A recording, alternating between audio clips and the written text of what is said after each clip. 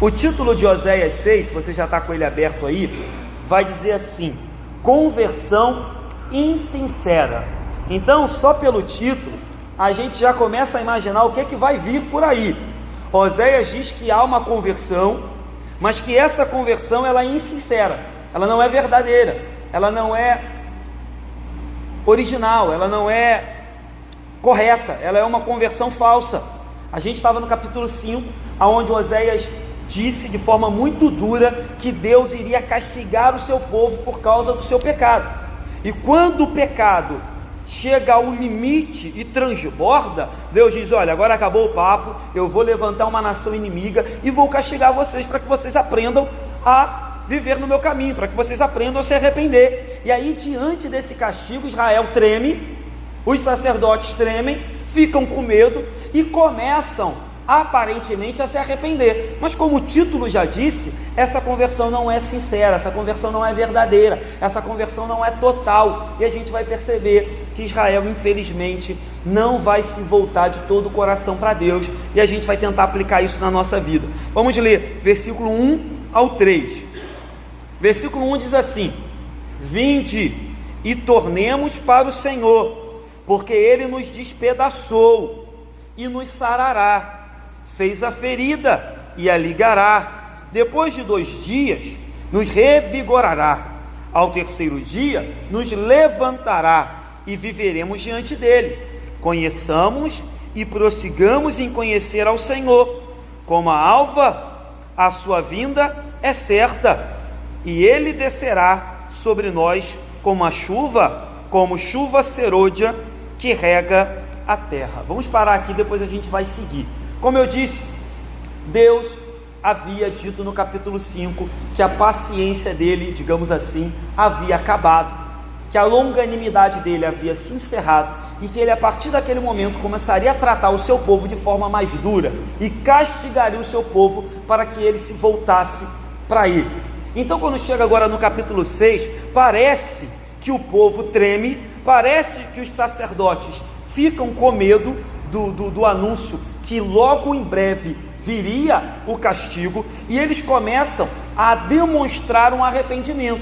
Outros intérpretes vão achar que essas palavras são do próprio Deus por meio do profeta, mas eu vou considerar que essas são palavras que o populacho começou a dizer, que os sacerdotes começaram a dizer: olha, vocês viram a última profecia de Oséias? Ele disse que já está às portas o castigo. Ele disse que a nação inimiga já se prepara para invadir Israel, e que nós seremos levados cativos como escravos por desobedecer a Deus. Então a gente precisa fazer alguma coisa, a gente precisa correr atrás. Então a gente percebe que sim, parece que o povo teme. E a gente também olha e lembra da semana passada que o propósito de Deus em disciplinar o povo nunca foi destruir o povo. O propósito de Deus em disciplinar o seu povo era que o povo se arrependesse de todo o coração e depositasse fé nele. A verdadeira conversão, eu já falei isso aqui há bastante tempo na igreja, a verdadeira conversão, ela requer 2 atitudes nossas: que a gente se arrependa dos nossos pecados e reconheça a culpa que a gente tem, e o segundo é que a gente coloque toda a nossa fé somente em Jesus. Então uma conversão verdadeira precisa de 2 elementos: arrependimento e fé.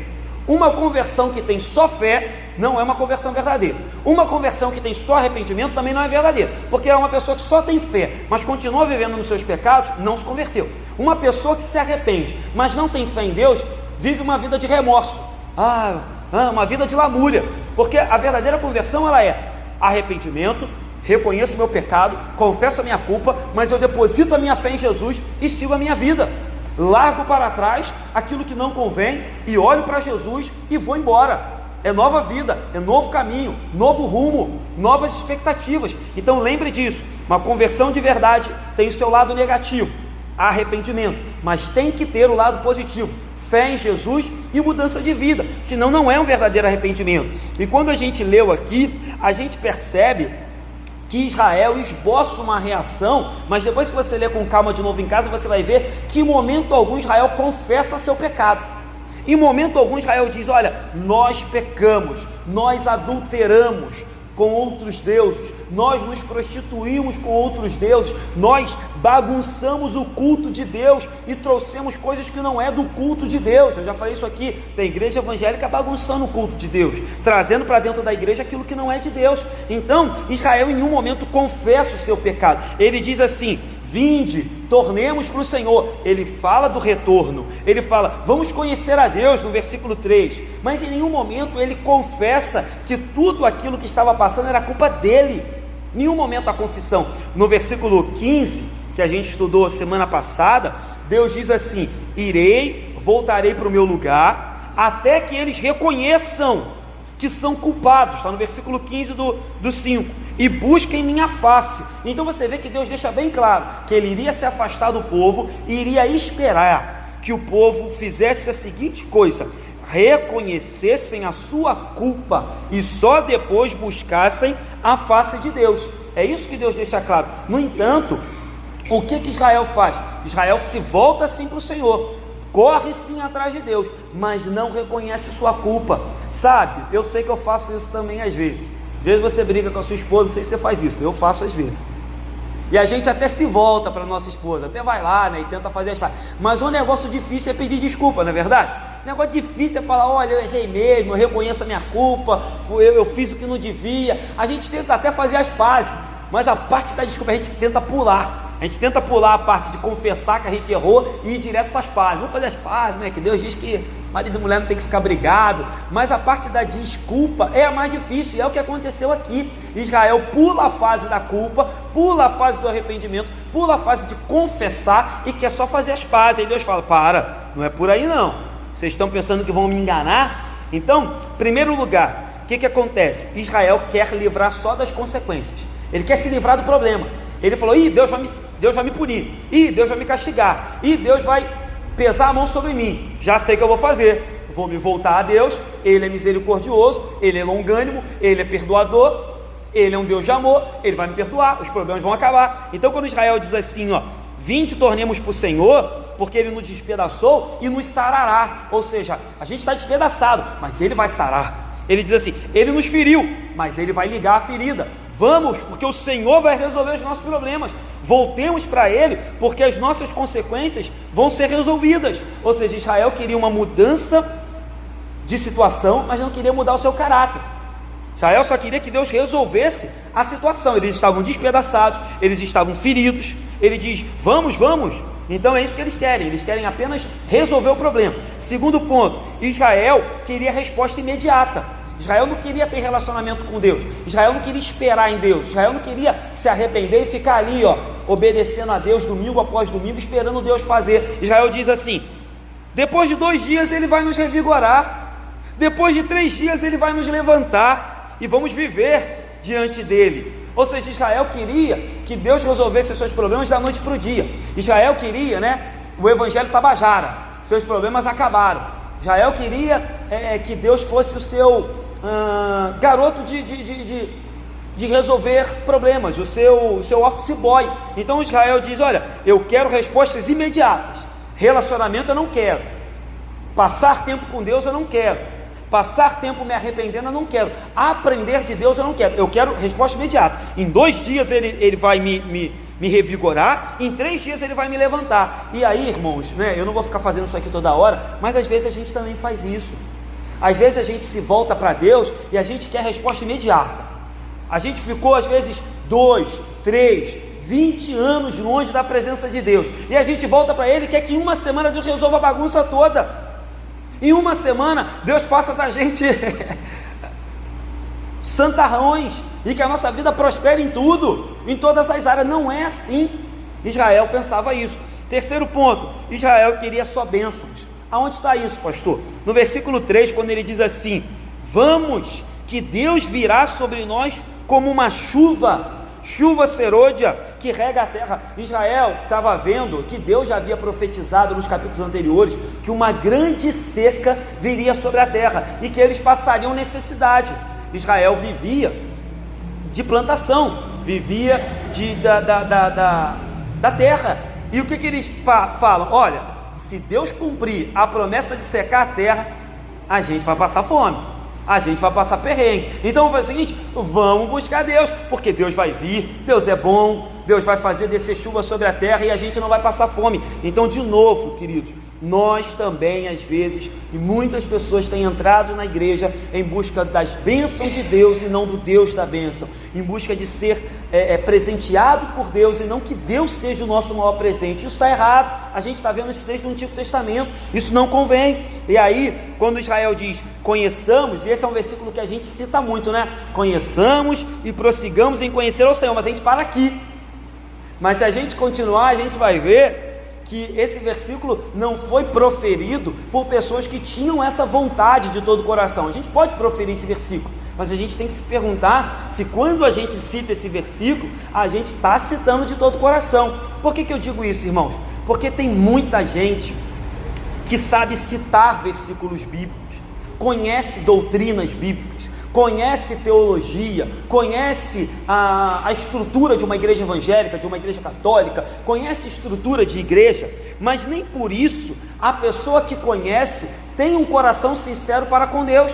Tem muita gente que sabe citar versículo bíblico, tem muita gente que sabe fazer boas declarações: ó Senhor, eu te amo, eu te louvo, eu te exalto, o Senhor é tudo para mim, o Senhor é meu Salvador, mas o coração está podre. E é isso que Israel estava fazendo. Ele diz: olha, conheçamos e prossigamos em conhecer ao Senhor, mas isso não era de todo o coração, era uma confissão de lábios, mas o coração não correspondia. E esse é um perigo também que nós devemos tomar cuidado, de confessar com a boca, mas não consentir com o coração, de falar com os lábios, mas não viver no dia a dia. Esse é um alerta para um arrependimento superficial. Eu digo que me arrependo, digo que tenho fé, aprendo alguns versículos bíblicos, começo a frequentar a igreja, boto a Bíblia debaixo do braço, digo glória a Deus, aleluia, a paz do Senhor, meu irmão, mas na verdade aquilo não mudou a minha vida. Eu sei até citar alguns versículos, mas isso não mudou a minha vida. Então toma cuidado com isso. Aqui fica claro que Israel só buscava bênçãos de Deus, infelizmente. Vamos seguir? Versículo 4 até o 6. Que te farei, ó Efraim? Que te farei, ó Judá? Porque o vosso amor é como a nuvem da manhã e como o orvalho da madrugada, que cedo passa. Por isso os abati por meio dos profetas, pela palavra da minha boca os matei, e os meus juízos sairão como luz, pois misericórdia quero, e não sacrifício, e o conhecimento de Deus mais do que holocaustos. Vamos parar aqui e depois a gente segue. O teólogo João Calvino vai dizer que a gente deve entender os escritos de Oséias e de todo profeta da seguinte perspectiva: quando um profeta profetiza, ele profetiza para toda a nação, e ele generaliza. Então quando ele fala de castigo, ele diz: Deus vai castigar todo o povo. Quando ele fala de misericórdia, ele fala: Deus vai ter misericórdia do seu povo. Mas Calvino diz o seguinte: olha, a gente tem que lembrar que nesse povo há uma massa pecadora e que está se desviando de Deus, mas a Bíblia também diz que sempre existiu no povo de Deus um remanescente fiel, ainda que fosse um bocadinho só, ainda que fosse meia dúzia, ainda que fosse um grupinho pequeno, sempre existiu pessoas santas, piedosas, que serviam a Deus de todo o coração. A respeito aqui, o próprio profeta Oséias e outros profetas de Deus, famílias amavam a Deus e não tinham se corrompido. Então Calvino fala o quê? Cuidado, quando a gente lê juízo e que o profeta diz: Deus vai castigar a nação, a gente deve lembrar, há um povo lá que é santo, que não vai ser castigado. Quando o profeta diz: Deus agirá com misericórdia e com amor, Deus está falando de quem? Do povo que é santo. Contudo, entretanto, todavia, nada impede que, se o pessoal que estava do lado do pecado se arrependesse, se o arrependimento fosse verdadeiro, Deus cumprisse o que está do versículo 1, 2 e 3. Deus não se, negaria a sarar o povo, a ligar a ferida. Deus não se negaria a revigorar, a levantar, a restaurar o seu povo. Deus não se negaria a fazer isso. Deus não se negaria a mandar chuva, como cansou de mandar. Contudo, havia necessidade de um arrependimento verdadeiro. Por isso que não vai acontecer. Por isso que quando chega aqui, Deus bota o dedo na ferida e diz assim: o que eu vou fazer com você, Efraim? O que eu vou fazer com você, Judá? Vocês têm um discurso bonito, mas o amor de vocês é como uma nuvem da manhã que passa rápido. O arrependimento de vocês é como um orvalho que seca rápido. Vocês não têm perseverança, vocês não têm constância na minha presença. Então Deus coloca o dedo na ferida e diz: olha, eu sei que há um povo aí que ainda me serve, eu sei que a grande massa vive em pecado, mas eu já anunciei tanto juízo quanto misericórdia. Compete a vocês mudarem a vida, compete a vocês me buscarem de todo o coração. Então, em primeiro lugar aqui, Deus não se impressiona com palavras bonitas. Do versículo 1 ao 3, Israel disse palavras muito bonitas para Deus: vinde, tornemos para Deus, Ele nos despedaçou, mas Ele vai nos ligar, vamos, Ele vai nos revigorar, conheçamos e prossigamos em conhecer ao Senhor, Ele vai vir como chuva. Mas Deus não se agrada, Deus não se deixa levar, Deus não se impressiona com palavras bonitas. Deus deseja um coração. Deus não se impressiona, irmãos, apenas com uma aparência de crente. Deus deseja um caráter. Deus não se impressiona apenas como nós somos, mas como nós somos por dentro e não por fora. Então Deus diz: olha, não dá, Israel, não dá, Efraim, não dá, Judá, porque eu sondo o coração e sei que o que vocês estão querendo me fazer é me enganar. Segundo lugar, a palavra de Deus, que deveria servir para alimentar, edificar e salvar o povo, aqui ela já vira elemento ou instrumento de castigo. A gente sabe que a Bíblia diz que a palavra de Deus é a espada de dois gumes.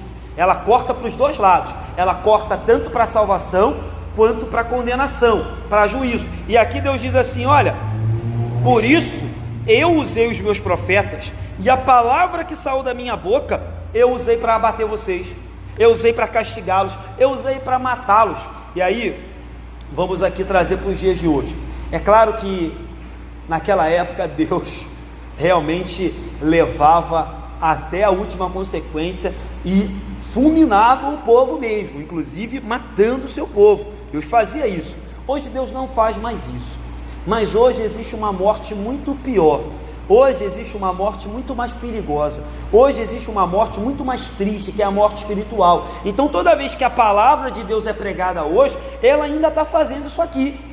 Quando a palavra de Deus é pregada hoje, ela faz o seguinte: ela corta para um lado e alguns se arrependem e são salvos, e ouvem a voz e dizem: essa é a voz de Deus, eu preciso mudar de vida. Por outro lado, ela corta e endurece o coração daqueles que não querem a palavra de Deus e vai condená-los no dia do juízo. Então hoje Deus não pune ninguém, não fulmina ninguém num culto, mas vai haverá um dia onde Deus vai perguntar: como que você lidou com a minha palavra? Como você lidou com o meu filho? Como você lidou com a oportunidade que eu te dei de arrependimento? Como que você viveu diante da minha presença? E aí, irmãos, não há como sermos neutros diante da palavra de Deus. Ou a gente aceita, ou a gente discorda. Ou a gente se submete, ou a gente se rebela. Ou a gente melhora, ou a gente piora. Ou a gente olha para a palavra de Deus e diz: Deus me amou de tal maneira que deu o Filho dele, para que todo aquele que nele crê não pereça, mas tenha vida eterna, e eu quero isso. Ou a gente diz: esse Deus é malvado, esse Deus é maligno, esse Deus quer se meter na minha vida, esse Deus quer mudar a minha vida, esse Deus é um Deus intrometido. Não há imparcialidade, não tem como ficar em cima do muro. Diante da palavra de Deus só há duas respostas: ou eu me rendo, ou eu me rebelo. Ou eu viro um servo, ou eu me revolto, e ainda fica contra Deus. Então, irmãos, atente para isso, atente para isso. A palavra de Deus exige de mim, inclusive de mim, pastor, inclusive de você que já é crente há muito tempo, toda vez que a palavra de Deus é aberta, lida e pregada, ela quer uma resposta, ela quer uma resposta. E aí, ou nós daremos uma resposta positiva, ou daremos uma resposta negativa, e dependendo da resposta, sofreremos as consequências. Isso é fato, é fato. Mas uma coisa é bom: se Deus está nos dando a oportunidade de ouvir a palavra, é sinal de que Ele ainda está nos dando a oportunidade de mudar, não é verdade? Tem gente que nem isso escuta. Então, o juízo de Deus viria. Israel não ouviu as palavras de Deus, e o juízo viria, tanto que Deus diz assim: os meus juízos sairão como a luz, ou seja, o meu juízo vai aparecer quando você menos esperar, e vai clarear tudo, de maneira que nenhum pecado ficará oculto. Falei isso aqui há pouco tempo atrás, né? Não quero me alongar, mas irmãos, não há pecado que fica oculto, mais cedo ou mais tarde os pecados vêm à tona. E aí, vou fazer aqui a aplicação que eu sempre faço, eu acho bom repetir ela 300 vezes. Quando a gente comete um pecado, e ele vem à tona, aqui em vida, é horrível, que a gente passa vergonha, que a gente fica sem graça, que a gente tem que pedir perdão, que a gente tem que corrigir a nossa vida. É ruim quando a gente comete um pecado e ele vem à tona aqui, mas é pior ainda se a gente esconder esse pecado a vida toda e ele só vir à tona no dia do juízo, irmãos, porque se ele vier à tona aqui, a gente se arrepende e para de cometer, mas se ele só vier à tona lá no dia do juízo, nós seremos condenados eternamente. Então eu sei que é constrangedor, eu também já passei por isso, quando a gente comete um erro e a gente tem que voltar atrás, baixar a cabeça, se humilhar. Eu sei que é constrangedor, mas se isso acontecer na minha e na sua vida, dê glória a Deus, que é melhor que aconteça agora do que acontecer no dia do juízo, porque no dia do juízo não vai ter jeito. Então quando chega no versículo 6, Deus diz: pois misericórdia quero, e não sacrifício, e o conhecimento de Deus mais do que holocaustos. A religião daquela época, e infelizmente a religião de hoje tem virado isso também, a religião daquela época virou o seguinte, se tornou o seguinte, era a busca por Deus, por meio de sacrifício, por meio de oferta. O povo achava que podia agradar a Deus, fazendo um sacrifício ou fazendo uma oferta. Hoje, a mesma coisa, não que você não deva fazê-lo, não que você não deva ser dizimista e ofertante, mas o povo acha que se der dinheiro na igreja, vai conquistar o amor de Deus, se der dinheiro na igreja, vai conquistar relacionamento com Deus. Nunca foi assim, nunca foi. Uma coisa não anula a outra, mas nunca foi. Deus nunca disse: olha, me dê sacrifício que eu vou amá-los, me dê sacrifício que eu vou ter um relacionamento com vocês, me dê oferta que eu vou ser o pai de vocês. Nunca foi assim. Pelo contrário, ele diz: eu darei a maior oferta, eu darei o meu filho, eu me sacrificarei em favor de vós. E naquela época era isso. Então não é que Deus diz assim: ah, os sacrifícios são maus, as ofertas são maus. Não, porque foi o próprio Deus lá no Antigo Testamento que exigiu sacrifícios e ofertas do seu povo. Mas Deus está dizendo: olha, vocês estão invertendo a ordem das coisas. Vocês estão pegando sacrifícios e ofertas, estão colocando em cima de misericórdia, estão colocando em cima do amor, em cima da santidade. Vocês estão colocando dinheiro em cima da piedade, em cima do conhecimento. Deus diz: não é isso que eu quero. Pois misericórdia quero e não sacrifício. Lá em 1 Samuel, há muitos anos antes disso aqui, o profeta Samuel já tinha dito: eis que obedecer é melhor do que sacrificar. 1 Samuel 15, 22. Então o povo ainda não havia entendido isso. Anos e anos se passaram e o povo não entendeu. Anos e anos se passaram e as igrejas evangélicas ainda não entenderam que você não compra o favor de Deus, que você não compra a salvação, que você não compra a bênção, que relacionamento é construído por amor, dia após dia, com Deus, e não dando dinheiro. Não é assim, irmãos. Então, de qualquer forma, Israel estava equivocado, e hoje o povo de Deus, alguns ainda estão equivocados, achando que podem substituir amor, misericórdia, santidade por oferta, por sacrifício. Não é assim. Quando chega lá no Novo Testamento, no livro de Mateus, e os fariseus chamam os discípulos de Jesus e perguntam: por que Jesus come com publicanos? Por que ele come com pecadores? Por que ele fala com prostituta?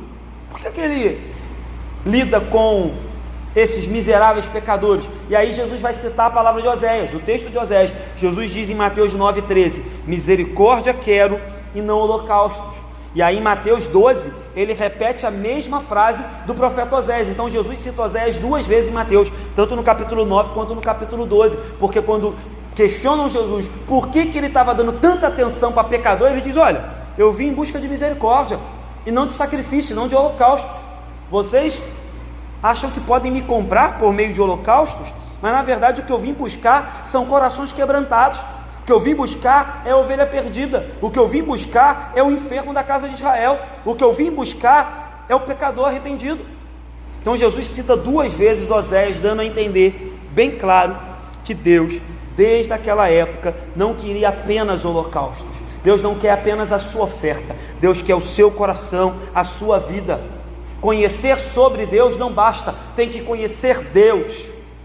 Conhecer, ouvir falar de Deus não basta, é preciso contemplar a sua face. Por isso que ele diz: quero misericórdia, não sacrifício, e o conhecimento de Deus mais do que holocaustos, mais do que holocaustos. Então, mais importante do que sacrifício e oferta é me conhecer, é ter um relacionamento comigo. Então, que a gente atente para isso. Não devemos tentar comprar Deus, nem comprar as bênçãos de Deus, nem ter um relacionamento com Deus por meio daquilo que a gente dá. Porque, como eu já disse aqui, até o que damos vem de Deus, até o que temos vem de Deus. Se você tem um talento hoje e devolve a Deus, é dele, foi ele que deu. Se você tem um dom, como eu tenho, de pastorado, e exerço aqui, é dele. Não estou fazendo nenhum favor a Deus, estou apenas devolvendo a ele aquilo que ele já me deu, né? Também já usei esse exemplo aqui na igreja. A gente costuma dizer que no encontro nosso com Deus, no momento da salvação, nós chegamos com as nossas mãos cheias de pecado. Não chegamos com mais nada. Ninguém vai chegar diante de Deus com dinheiro, talentos, dons, com currículo, com uma história, para dizer que Deus, olha quanta coisa eu fiz, olha quanta coisa eu trouxe para o Senhor. Nós nos apresentamos diante de Deus com os nossos pecados, e Deus se apresenta diante de nós com toda a bênção. Então, se hoje somos alguém melhor, se hoje somos alguém que é servo de Deus, um vaso na mão de Deus, é somente porque Ele é bom, somente porque Ele é bom. Se a gente hoje dá alguma coisa a Deus, glória a Deus por isso, porque Ele nos deu primeiro. Porque se dependesse da gente dar alguma coisa, não teríamos o que dar para Ele, certo? Então vamos seguir do 7 ao 11, para a gente caminhar para o final. Mas eles, Deus diz, transgrediram a aliança como Adão. Eles se portaram aleivosamente contra mim. Gileade é cidade dos que praticam a injustiça, manchada de sangue, como hordas de salteadores que espreitam alguém. Assim é a companhia dos sacerdotes, pois matam no caminho para Siquém, praticam abominações. Veja uma coisa horrenda na casa de Israel: ali a prostituição de Efraim. Israel está contaminado, também tu, ó Judá, serás ceifado. O texto termina de forma muito pesada, um pouco triste, um pouco lamentável, mas Deus, por meio do seu profeta, agora faz um resumão de todos os crimes e de todos os pecados que estavam acontecendo naquela época. E aí Deus cita as três principais referências do seu povo. Eu já falei aqui que o povo estava dividido entre Israel e Judá, norte e sul. Mas dentro de Israel havia uma tribo que era muito grande, era a tribo mais poderosa, que era Efraim. Então Deus cita aqui 3 pedaços do seu povo: Efraim, Israel e Judá, e vai citando cada coisa horrível que acontecia no meio deles, para mostrar que a conversão de Israel não era legítima, que o arrependimento de Israel não era legítimo. Mas presta atenção, se o arrependimento não era legítimo, os pecados eram cada vez piores. Se o arrependimento era da boca para fora, a perversidade piorava cada vez mais. Deus diz: olha, vocês estão perdendo a linha, vocês estão roubando, a cidade está manchada de sangue, tem injustiça, vocês quebram a aliança, vocês matam, vocês praticam abominação, vocês cometem prostituição espiritual, porque vocês adoram outros deuses, vocês estão totalmente contaminados. Deus faz uma relação aqui terrível, terrível.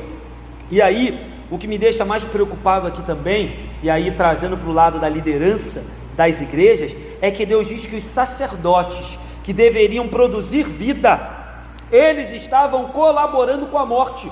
Ele diz assim: como hordas de salteadores que espreitam alguém, assim é a companhia dos sacerdotes. Ele diz: olha, você hoje em dia está na companhia de um sacerdote, é o mesmo que está na companhia de salteadores. Aí ele diz assim: pois matam no caminho. aqueles que deveriam pregar, aqueles que deveriam anunciar a salvação, aqueles que deveriam mostrar ao povo o caminho para percorrer, estavam matando o povo. E aí, é claro que isso aqui talvez não seja literalmente, os sacerdotes não saíam com uma faca matando ninguém, mas é claro que isso aqui está falando de uma morte espiritual. Se os sacerdotes eram aqueles que tinham que apontar o caminho da salvação, eles estavam indo no caminho da perdição, o que eles estavam fazendo? Indo para a morte e levando um monte de gente atrás deles.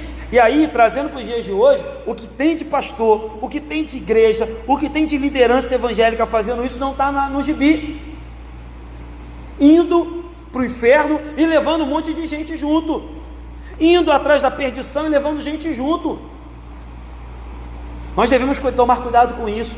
Deus nos chamou para que sejamos boca de Deus, instrumentos de Deus. Deus nos chamou para dar vida ao morto, ânimo ao cansado. Deus nos chamou para pregar perdão aos miseráveis, para pregar misericórdia aos desesperados. Deus nos chamou para apontar um caminho de salvação, de santidade. E quando nós nos igualamos ao mundo e começamos a praticar a mesma coisa do mundo, irmãos, além de ir para o inferno, a gente está levando um monte de gente junto. Lembra que numa outra passagem lá no Novo Testamento, Jesus fala, eu acho que para os fariseus ou para os saduceus, diz assim: olha, vocês são malignos, porque além de não entrar no céu ou na salvação, Jesus, vocês impedem aqueles que tentam, vocês impedem. E aí eu falo isso com muita dor no coração, e que Deus me livre de um dia me tornar um maldito assim. Mas tem um monte de gente aí, um monte de igreja impedindo as pessoas de chegarem ao conhecimento da verdade, impedindo as pessoas de conhecerem o Jesus simples, o Filho de Deus, que nada pede em troca a não ser fé e arrependimento. O sacerdócio se tornou mercadores da morte. Por que mercadores da morte? Porque eles vendiam a morte, eles vendiam uma salvação que na verdade era uma morte, e o povo estava perdido. Eu falei aqui há pouco tempo atrás, vou repetir: toda vez que uma sociedade, os líderes dessa sociedade, os líderes de uma igreja, os líderes de qualquer coisa, perdem um rumo, a tendência é que aquela situação venha a ser destruída. Toda vez que um líder de uma cidade, o líder de um país, o líder de uma igreja perde o rumo, a tendência é que aquilo seja destruído. Foi assim com Israel, foi assim com Judá, foi assim com o próprio templo que foi destruído de Judá, foi assim com o Império Romano que foi destruído. Tem sido assim, irmãos. É só olhar para o nosso país, é só olhar para a Europa, que era cristã, e hoje a gente precisa mandar missionário para lá, ver como anda a Europa, cada dia pior. A verdade é que toda vez que a liderança perde a referência, perde os princípios que Deus nos dá, a tendência é que vai naufragar, a tendência é que o barco vai afundar, a tendência é que aquele prédio vai cair. E é isso, e é nessa circunstância que Israel se encontrava, fazendo alianças com os inimigos. Em vez de ser luz para a nação, para as nações, eles eram trevas igual às outras nações. Em vez de ser exemplo, eles estavam imitando o pecado dos outros. Em vez de viver em santidade, eles praticavam as piores abominações. Eu falei que semana passada, né? Deixa eu ver se eu lembro. O pecado do crente, ou daquele que se diz crente, é mais grave porque ele peca contra o conhecimento que ele tem da palavra. É mais hipócrita porque ele condena o pecado aqui na igreja, mas quando chega lá fora ele pratica. E o pecado daquele que se diz crente é mais danoso porque ele serve de escândalo, de instrumento, de ferramenta para que as pessoas ataquem a igreja. Ah lá o crente lá, diz que é crente, fez isso, diz que é crente, fez aquilo. Ah lá fulano daquela igreja, olha o que ele está fazendo. Então aqui Israel estava praticando a pior das abominações. Por quê? Porque eles eram um povo de Deus, porque eles conheciam a palavra, eles conheciam os mandamentos, eles conheciam as regras, e ainda assim não se voltaram para Deus. E para terminar, Deus diz assim: Israel está contaminado, também tu, ó Judá. Eram tribos que haviam se rompido e se tornaram até inimigas. Em alguns momentos chegaram até a guerrear, irmãos, guerreando.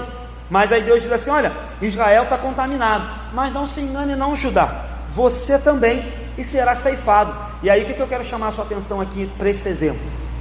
É que a convivência, a proximidade, o flerte com o pecado contamina. Não estou dizendo aqui que você não deve mais ter nenhum convívio e nenhuma amizade com ninguém que é crente, porque eu não faço isso, já falei aqui várias vezes, meus avós não são crentes, meu pai não é crente, eu tenho relacionamento com eles, mas o que eu estou dizendo é que o contato com o pecado, a concordância com o pecado, contamina, e aonde ele chega, ele se alastra, aonde ele chega, ele mata, aonde ele chega, ele engana. Então cuidado com isso. Judá, Deus diz, Israel está contaminado, tu também, Judá, porque o que aconteceu foi que primeiro Israel se perdeu, primeiro Israel começou a adorar outros deuses, e Deus levantou uma nação inimiga para punir, e Judá ainda ficou um tempo, alguns reis ainda preservaram a santidade, mas depois Judá foi pelo mesmo caminho, e ambas as tribos foram punidas. Então eu quero chamar a sua atenção para isso, meu irmão, minha irmã, não brinque com o pecado, não negocie com o pecado, não fique testando o pecado, não fique convivendo, achando graça com o pecado. E aqui eu não estou falando de um parente seu que é pecador, estou falando do pecado, daquele que vem te tentar, daquele que vem te seduzir, daquele que vem flertar com você. Não faça isso, porque ele vai te contaminar. Talvez você não perceba, mas lembra que a gente falou aqui há pouco tempo, né?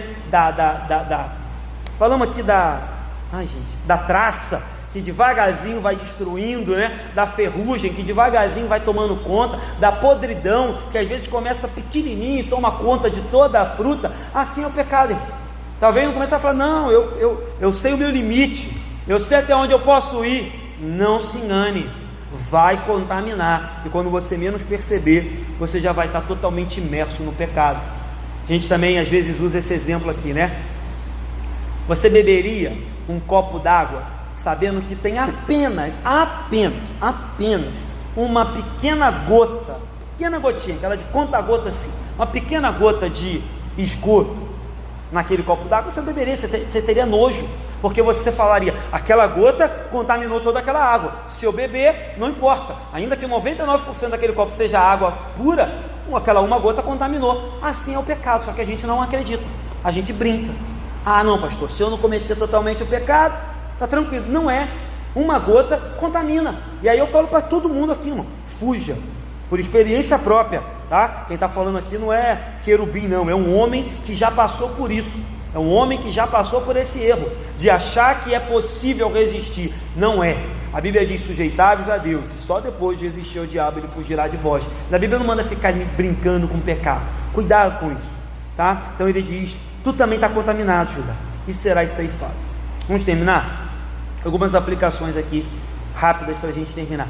Primeiro, o propósito da disciplina de Deus na nossa vida, eu já falei isso, quero só repetir. O propósito da disciplina de Deus na nossa vida nunca será para nos destruir, nunca será. Contudo, dependendo da forma que nós reagirmos à disciplina de Deus, seremos destruídos. Mas a disciplina de Deus nunca vem para destruir, a disciplina de Deus sempre vai vir para restaurar, sempre virá para restaurar. Repito, a diferença é como a gente vai responder, se submetendo ou se rebelando. Se a gente se rebelar, irmãos, mais cedo ou mais tarde seremos destruídos. Se a gente se submeter, Deus promete nos restaurar. Segundo ponto, Israel, e a gente não deve fazer isso, buscou a Deus para 3 coisas: livrar-se dos seus problemas, apenas, queria respostas imediatas, apenas, e queria bênçãos. Eles queriam, Senhor, nos sare, nos ligue, Senhor, no segundo dia nos revigore, no terceiro dia nos levante, e venha como chuva e molhe a nossa terra para que a gente tenha colheita. A gente não deve fazer isso. Não busque a Deus para livrar-se só dos seus problemas, ter respostas imediatas e ter bênçãos. Tudo isso vem de Deus, tudo isso vem. Deus nos livra, Deus nos responde, Deus nos abençoa, Deus muda a nossa vida, Deus nos prospera, Deus nos dá paz, tudo isso. Mas se isso for o motivo da sua busca por Deus, você não vai receber nada disso, nada disso. Mas qualquer um aqui tem exemplo de livramento, qualquer um aqui tem exemplo de resposta, qualquer um aqui tem exemplo de bênção, qualquer um. Mas uma coisa é certa: se você servir a Deus só por isso, você vai se arrepender. Terceiro ponto que eu falei aqui: é ineficiente, é inútil, é vã achar que podemos nos relacionar com Deus por aquilo que a gente dá. É vã, é inútil, é ridículo achar que podemos comprar o amor de Deus por aquilo que a gente dá, pelo sacrifício, por uma oferta, por um holocausto. O que Deus deseja, já foi dito aqui, é misericórdia, é conhecimento, é relacionamento, é pessoas que o amem, é pessoas que amem ao próximo, é pessoas que perdoem, é pessoas que pareçam com seu Filho Jesus. Porque, já falei isso aqui e vou repetir de novo, cumprir ritual, qualquer religião cumpre, e tem outras religiões aí que cumprem melhor do que a gente. Tem vários rituais, ritual por ritual, qualquer um faz. Até satanista tem ritual, até satanista tem culto, eles fazem o culto. Então não é por causa de um ritual, é por causa de um relacionamento, é por causa da mudança do coração. E é isso que Deus deseja da gente, é isso que Deus deseja que eu e você façamos, o amemos de todo o coração, e aí vai vir o livramento, vai vir as respostas, virão as bênçãos, virá a paz, virá a resolução dos problemas, a vida vai tomar um rumo diferente. Por quê? Porque o amamos, E o último, acabei de falar, só para você também gravar: o pecado tem o poder de contagiar, o pecado tem o poder de contaminar, o pecado tem o poder de se alastrar. Tome cuidado, não brinque com ele, para que ele não venha nos destruir. Amém? Vamos orar?